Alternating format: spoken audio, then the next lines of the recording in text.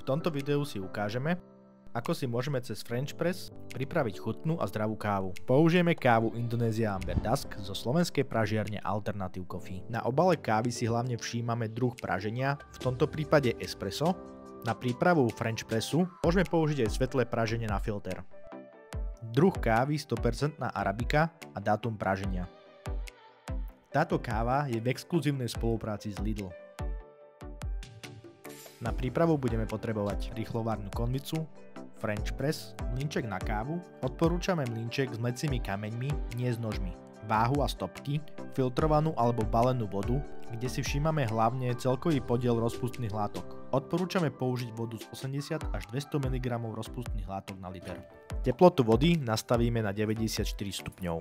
Ak nemáte konvicu s nastavením teploty, po zovretí vody počkajte asi 60 sekúnd.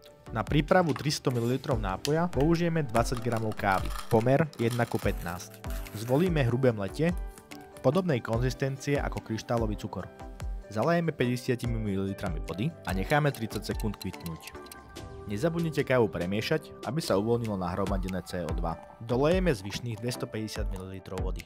Prikryjeme viečkom, aby neunikala aroma a teplota.